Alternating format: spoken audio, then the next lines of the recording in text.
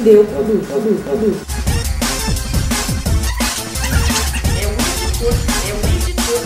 editor.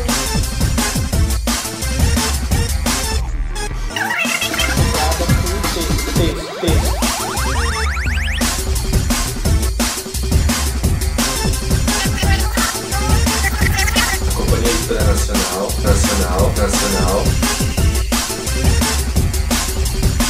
Em relação à capa, em geral, o editor de arte ou o editor que está cuidando da obra é quem que chama o capista, um deles, ou conjuntamente, e passa um briefing, tá? Sobre o que é o produto, no caso o livro. O capista, ele tem liberdade para trabalhar, mas ele tem de obedecer o briefing. Depois que o briefing é passado para a gente, nós, a equipe de arte, juntamente com a diretora, começa a desenhar o livro, imaginar como seria a melhor forma de leitura dele, se vai ter ilustração ou não, vinhetas ou não, e isso juntamente com as informações que vem do editorial, e a gente elabora o projeto e passa de novo pro editor, que vai começar a destacar os pontos fortes, fracos, falando o que tem que mudar ou não, se o projeto atende às necessidades do livro, se a gente escolheu a tipologia correta para uma criança de determinada idade, etc. O capista traz mais de uma opção para o próprio editor. E depois, mais adiante, o autor também, muitas vezes, isso dá problema, porque o autor, às vezes, acha que não é a cara do livro dele. E nessa conversa, nesse diálogo, se resolve a capa. Mas quem, no final, bate o martelo é o editor que está cuidando da obra, juntamente com o aval do editor de arte. Bom, a capa de um livro, ela deve estar integrada com o texto. O autor, ele nem sempre opina na capa do livro dele, principalmente os livros traduzidos. Às vezes, a pessoa que representa o autor pode colocar no contrato uma cláusula para que a capa do livro seja assim, assada, ou ele aprove a capa. Em outros casos, é o próprio editor quem tem essa liberdade de ver como a capa vai sair ou como ela vai ser, grifar a capa para que uma pessoa construa a capa, né? O chefe de arte, uma pessoa ligada à arte, faça a construção da capa. Né? Mas, em geral, é o editor quem tem a palavra final, pelo menos no Brasil.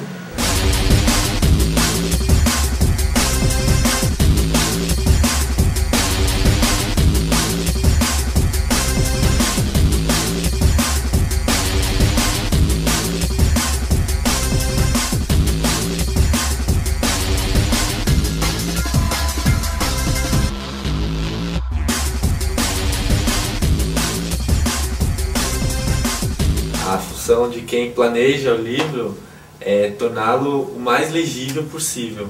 Isso, acima de tudo, essa é a função do planejamento visual, do projeto de design gráfico. Você escolhe uma capa em conjunto, né? Levando em conta elementos de venda, levando em conta o público-alvo, levando em conta uma série de fatores. Né? Então, a decisão é da equipe. A equipe tem de ter em foco sempre que a gente tem de vender o produto. Tem de levar em conta como esse livro vai ser vendido. Né? Se ele vai ser colocado na prateleira, ele tem de ter uma lombada legível, ele tem de passar pelo teste visual.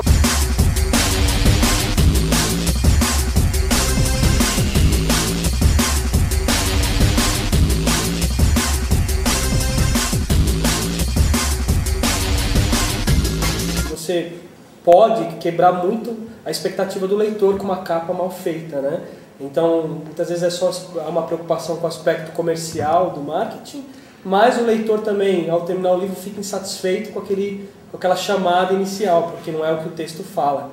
Então, é interessante sempre que se consulte as pessoas que leram a obra, o que elas acham, para quem vai ilustrar ou tirar uma foto possa trocar essa informação com aqueles que sabem mais o clima do livro e as informações do livro. Isso vai ser bem mais atrativo. Né? Essa discussão sobre o quanto que a arte pode interferir no trabalho de capa interferir no conceitual que é passado pelo editor. E até perguntam se, normalmente, se o editor de arte ou o assistente leem o livro que estão projetando a capa normalmente. E a gente até tenta responder que quanto mais informações a gente tiver a respeito do livro, é melhor para que a gente possa elaborar uma capa que atenda tudo que ele pede e tal. Então a leitura seria uma fonte imensa de informação. Assim. A resposta que a gente dá normalmente é assim, não, a gente quer um briefing e não ler o texto, porque a gente pode acabar fazendo uma coisa que não atenda às necessidades do editor.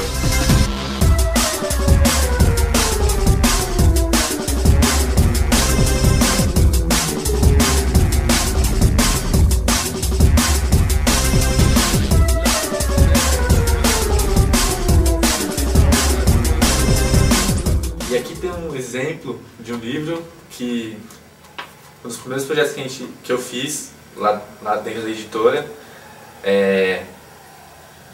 que o texto Histórias Ásperas, de um autor brasileiro bem conhecido na área de livros para criança, mas essa é uma publicação mais adulta, com textos mais densos e que fica meio fora do que ele normalmente faz, assim. Então o Viriato Correia, a gente deu uma passada no livro, deu uma lida no texto exatamente, mas o briefing que foi o mais marcante, assim, que é um livro que fala de histórias todas sobre mulheres e todas se passam na década de 20 e são histórias que falam da relação homem-mulher e tal, mas com um toque um pouco áspero, né? A gente pensou em usar o elemento feminino como chave do livro. Então as formas siluosas, as cores mais quentes e mais róseas, juntamente com o preto, que dá a seriedade do livro, e o branco para dar as áreas de destaque. Então, escolha do sapato, que é um elemento super feminino e só feminino, que dialoga com o texto, o título, que é o que tem que chamar a atenção na capa também. São dois livros que eu acho interessante, a linguagem empregada neles, porque eles são muito metalinguísticos, eles falam de design gráfico, a capa do livro ela é construída já em cima dessas noções básicas. Então, a utilização de cores primárias, por exemplo, magenta e amarelo, né, na construção da capa, reforça essa informação escrita numa outra linguagem, a linguagem verbal. Então, é bem interessante. E esse aqui é a mesma coisa, guia de artes gráficas. Então, a utilização das 4 cores primárias do offset, o magenta, o cian, o preto e o amarelo. Então, numa diagramação super simples, assim, eles acabaram falando assim, meu, esse livro é básico, são noções básicas, então é o beabá. Então, eu acho que essa poesia visual, essa forma, essa linguagem visual foi muito bem empregada aqui. Coisas que estão escritas, eles disseram a mesma coisa numa outra linguagem, no caso a visual e não a verbal.